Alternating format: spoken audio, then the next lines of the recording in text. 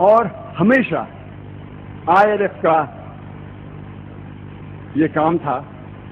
کہ جہاں تک کہ جتنے بھی مسلمان کو ایک ساتھ کرے، یہ میری کوشش ہے ہمیشہ، اور میں اللہ سبحانہ تعالیٰ سے دعا فرماتا ہوں کہ اس کوشش میں میری مدد کرے۔ میرے ایک متنازع بیان کہ محمد صلی اللہ علیہ وسلم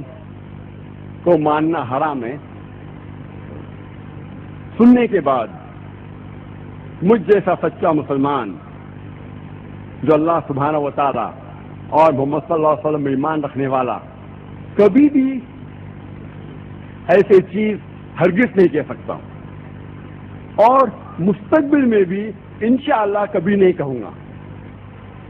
یہ جو غیر ارادی یا سبقت لسانی جیسے کہتے سلپ آف دا ٹنگ تھا، جس کے لیے میں اللہ سبحانہ تعالیٰ سے توبہ کرتا ہوں اور اپنے الفاظ واپس لیتا ہوں۔ چند دنوں بمبئی شہر میں تناؤ تھا، لیکن جب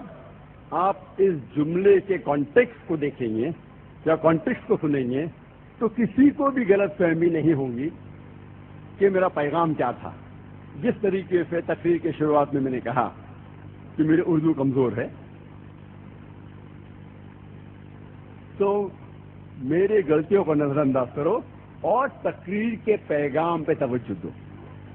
میرے انگریزی تقریر میں بھی کچھ بار سلپ آف دا ٹنگ ہوتا ہے، کیونکہ میں انسان ہوں، اور اگر سلپ آف دا ٹنگ ہوتا ہے تو مجھے کبھی بھی معافی مانگنے میں شرم نہیں آتی۔ کئی لوگ کہتے ہیں کہ ڈاکٹر ذاکر نائک فتویٰ دیتے ہیں۔ میں آپ سے کہنا چاہتا ہوں کہ مجھے فتویٰ دینے کا کوئی شوق نہیں، نہ ہی میں اپنے آپ کو عالم دین سمجھتا ہوں، نہ ہی اپنے آپ کو مفتی سمجھتا ہوں۔ میں اپنے آپ کو ایک چھوٹا سا مبلغ دین، مبلغ اسلام سمجھتا ہوں، کیونکہ اللہ سبحانہ و تعالیٰ کے آخری رسول محمد صلی اللہ علیہ وسلم فرماتے ہیں صحیح بخاری میں، بلغوا انی ولا آیا، آپ کو اگر ایک آیت بھی پتا ہے آپ لوگوں تک پہنچاؤ، کیونکہ آخرت کے دن میں اللہ سبحانہ و تعالیٰ کو میں کہوں گا کہ جو بھی مجھے پتا تھا اسلام کے بارے میں نے ان لوگوں تک پہنچائی جن لوگوں کو اس کے بارے میں نہیں پتا تھا۔ تو میں ایک چھوٹا سا مبلغ دین ہوں، اور میں کبھی بھی فتویٰ نہیں دیتا ہوں۔ کوئی میری رائے پوچھتا ہے تو میں میری رائے پیش کرتا ہوں قرآن اور صحیح حدیث کی روشنی میں، اور میں ہمیشہ کہتا ہوں کہ اگر میرے جواب میں ذرا بھی غلطی ہے، بے شک آپ مجھے ٹوکو، آپ مجھے بتاؤ کہ میرے جواب میں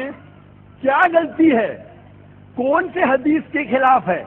کون سے صحیح حدیث کے خلاف ہے، قرآن کی کس آیت کے خلاف ہے، اور انشاءاللہ اگر آپ حوالہ دیں گے، چاہے آپ عالم ہو یا کوئی بھی ہو، میں تسلیم کروں گا، کیونکہ میں انسان ہوں، غلطی کر سکتا ہوں۔ لیکن اگر میرے جواب میں آپ صرف کہیں گے کہ غلط ہے اور یہ نہیں کہیں گے کہ غلطی کہاں ہے، تو میں کیسے سدھروں گا؟ اسی لیے اس اسٹیج پہ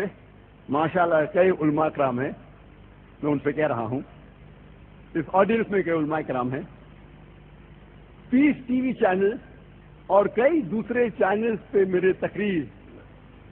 دکھائی جاتی ہے۔ یہ علماء کرام سے کہتا ہوں کہ اگر آپ کو میرے جواب یا میرے تقریر میں کوئی بھی غلطی نظر آتی ہے، بے شک آپ مجھے خط لکھیے، آپ مجھے ای میل بھیجیے، لیکن اس کے ساتھ حوالہ دیجیے کیا یہ غلطی کس قرآن کی آیت سے ٹکراتی ہے، کس اللہ کے رسول کے صحیح حدیث سے ٹکراتی ہے، اور انشاءاللہ میں میرے الفاظ واپس لے لوں گا۔ یہ تو ایک سلپ آف دا ٹنگ تھا، کہ تیرے فقط لسانی غیر عاجز نہ تھا، لیکن اگر میں جان بوجھ کے کوئی جواب دیتا ہوں آپ کو لگتا ہے غلط تو بالکل ٹوکے، نہیں تو آخرت کے دن پہ میں آپ کو ضرور ذمہ دار ٹھہراؤں گا۔ میں اپنے آپ کو عالم دین سمجھتا ہی نہیں ہوں، لیکن اگر کوئی مجھ سے کہے گا کہ آپ اسلام کی بات نہیں پھیلاؤں تو میں اللہ کے رسول نے جو ہدایت دی صحیح بخاری میں اس کے خلاف جاؤں گا۔ اب بے شک جو چیز غلط لگتی ہے فوراً پوائنٹ کیجیے حوالے کے ساتھ، لیکن اگر آپ کہیں گے کہ یہ مولانا کہتا ہے غلط ہے، یہ شیخ کہتا ہے غلط ہے، میں صرف اللہ اور اللہ کے رسول اور ان کے بعد جو 3 جنریشن ہے سلف صالحین کے بات کو مانتا ہوں، اس کے بعد جتنے بھی علماء کرام ہیں میں ان کی عزت کرتا ہوں، ان سے محبت کرتا ہوں، کیونکہ اللہ سبحانہ تعالیٰ فرماتے سورہ نساء میں سورہ نمبر 4 آیت نمبر 59 میں 59 میں اطیعوا اللہ اطیعوا الرسول، اطاعت کرو اللہ کی اور اللہ کے رسول کی اور اپنے امیر کی، لیکن اگر ان میں تناؤ ہے، ان میں اختلاف ہے، آپ رجوع ہو جاؤ اللہ اور اللہ کے رسول کے پاس۔ ہم جانتے ہیں کہ ہمارے دین مسائل میں کافی اختلاف ہے، لیکن اللہ فرماتے سورہ نساء میں سورہ نمبر 4 آیت نمبر 59 میں اگر آپس میں اختلاف ہے ان امیر کا، جن لوگوں کے پاس علم ہے، تو آپ رجوع ہو جاؤ اللہ اور اللہ کے رسول کے پاس۔ میں اپنے آپ کو عالم دین سمجھتا ہی نہیں ہوں، میں سمجھتا ہوں میں چھوٹا سا طالب علم ہوں، لیکن اگر آپ کہتے ہیں میں غلط ہوں، آپ بتائیے کس قرآن کے خلاف میں نے تقریر کی، قرآن کی کس آیت کے خلاف میں نے جواب دیا، یا اللہ کے رسول کے کس حدیث کے خلاف میں نے بیان دیا۔ میں انسان ہوں، غلطی کر سکتا ہوں، اور آپ جانتے ہوں گے کہ میں بچپن میں ہکلاتا تھا،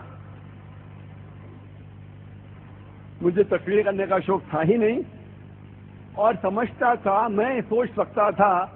کہ میں سب سے بڑا ڈاکٹر دنیا میں بن سکتا ہوں، لیکن کبھی خواب و خیال میں بھی نہیں سوچ سکتا تھا کہ 25 لوگ کے سامنے تقریر کروں، کیونکہ میں بچپن سے ہکلاتا ہوں۔ یہ تو اللہ سبحانہ و تعالی کی مدد ہے کہ آج الحمدللہ ثم الحمدللہ ہزاروں لاکھوں لوگ کے سامنے ماشاءاللہ اللہ تعالیٰ مجھے موقع دے رہا ہے، اور سیٹلائٹ چینل شروع ہونے کے بعد ماشاءاللہ کروڑوں لوگ اس تقریر سے ماشاءاللہ فائدہ اٹھا رہے۔